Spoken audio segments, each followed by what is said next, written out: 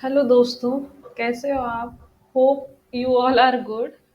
सो आप आज का हमारा जो टॉपिक है वो है कि जब भी आप बैंक के पास लोन लेने के लिए जाते हैं तो बैंक आपका लोन रिजेक्ट क्यों कर देती है।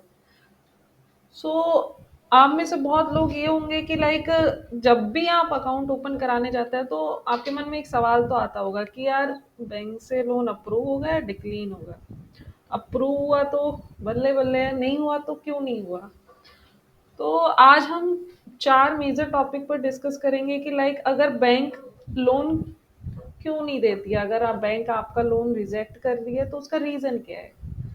दूसरा, बैंक कैसे वेरीफाई करती है कि आपको लोन देना है कि नहीं। थर्ड, आपकी हिस्ट्री अदर बैंक की बैंक को कैसे पता लगती है। और फोर है कि आपको किन बातों का ध्यान रखना चाहिए अगर आप लोन लेने के लिए जा रहे हैं।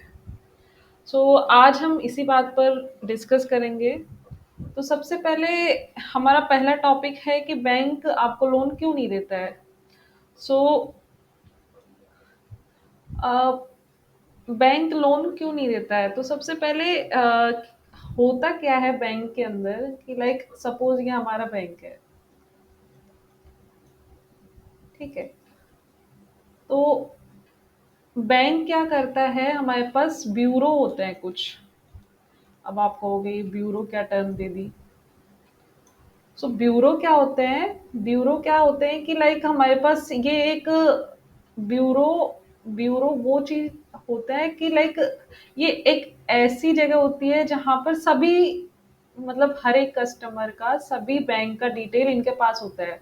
सपोज हमारे पास बैंक वन है, यहाँ पे bank one, bank two, bank two, bank three, bank four, इन सब बैंक का डिटेल इस ब्यूरो के पास होगा। समझ रहे हो? मतलब मान लो कि मैं इस न्यू बैंक में लोन लेने के लिए गई। ठीक है। और मैं मान लो न्यू भी हूँ, न्यू कस्टमर हूँ इस बैंक का, मैंने कभी लोन के लिए अप्लाई नहीं किया है, फिर भी लोन रिजेक्ट मार दिया है, तो ऐसा क्या हुआ। तो ये जो ब्यूरोज होते हैं इनके पास, हर एक बैंक, इंडिया के जो भी बैंक हैं, इनकी सबकी डिटेल इन ब्यूरो के पास होती है। हर कस्टमर जो जो इन बैंक में है सबकी डिटेल इन ब्यूरो के पास होती है। ठीक है।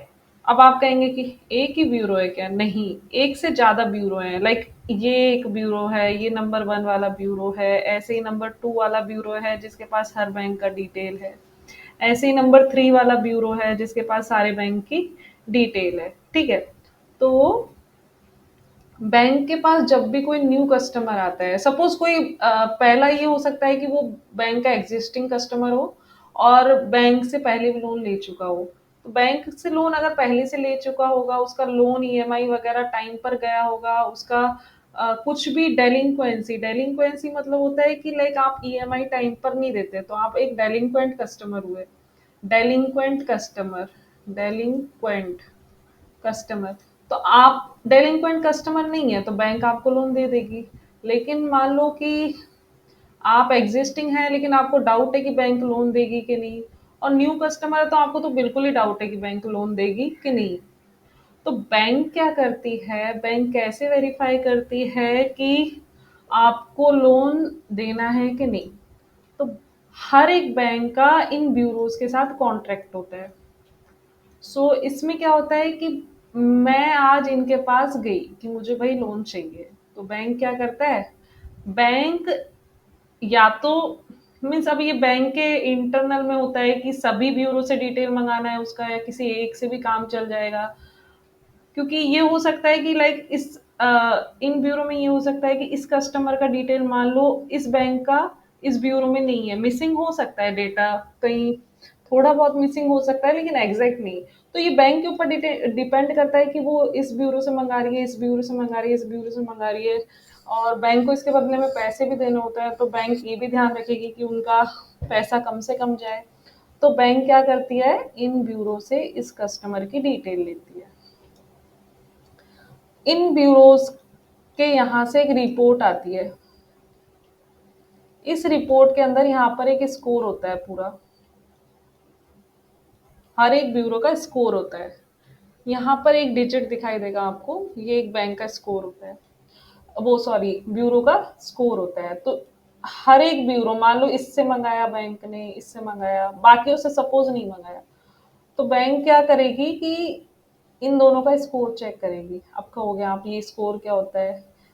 स्कोर में क्या होता है कि सपोज इस वाले ब्यूरो में इस कस्टमर ने यहाँ से लोन लिया, यहाँ से लोन लिया, यहाँ से लोन लिया, उस रिपोर्ट के अंदर पहली बात ये सारी डिटेल तो होंगी कि इसने कितनी जगह से लोन ले रखा है, इसके कौन कौन से अकाउंट नंबर रहे हैं, किन किन जगह इसने इंक्वायरी करी है, कितने लोन पेंडिंग है, कितने चल रहे हैं, कितने खत्म हो चुके हैं, कितनों की ईएमआई दी है, कितनों की नहीं दी है, कितनी अभी पेंडिंग है। तो हर डिटेल इस रिपोर्ट के अंदर होती है, ठीक है। तो इस रिपोर्ट के अंदर होती है, तो अब इस पूरी रिपोर्ट के आधार पे इनका एक स्कोर जनरेट होता है। लाइक इसमें हर एक कस्टमर की पास्ट हिस्ट्री होती है, एक तरीके से तुम ये कह सकते हो।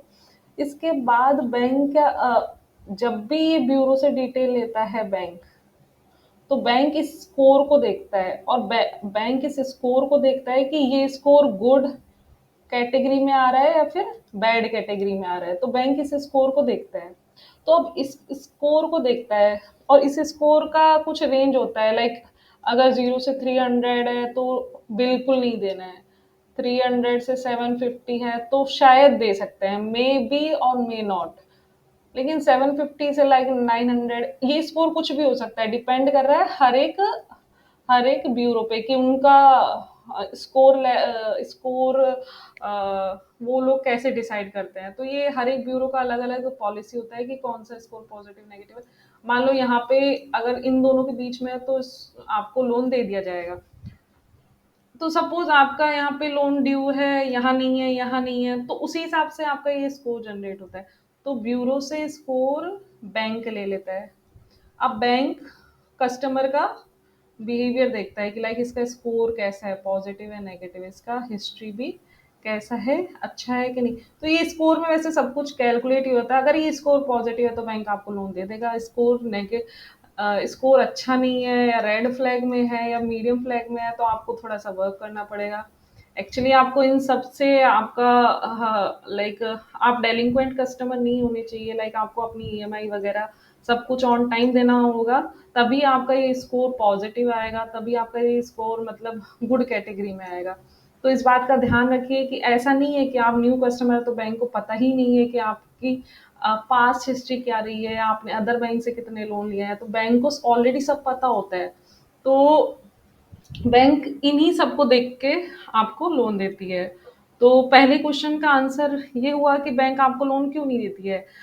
अगर आप रिजेक्ट कैटेगरी में हो तो ऑब्वियसली आपका स्कोर या तो बहुत बहुत बुरा रहा होगा, या फिर मीडियम कैटेगरी में भी कुछ अनसर्टेनिटी रही होगी, ठीक है। और बैंक कैसे वेरीफाई करती है आपको? तो बैंक ब्यूरो के थ्रू वेरीफाई करती है।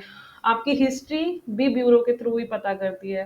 तो आपको किन बातों का ध्यान रखना चाहिए, वो एक सजेशन है कि लाइक आपको अपनी ईएमआई वगैरह जो भी आपने पहले से लोन ले रखे हैं, या आपके सपोज लोन आपने ज़्यादा ले रखे हैं बट आपकी सैलरी बहुत कम है, उस हिसाब से भी बैंक आपका लोन डिसाइड करती है।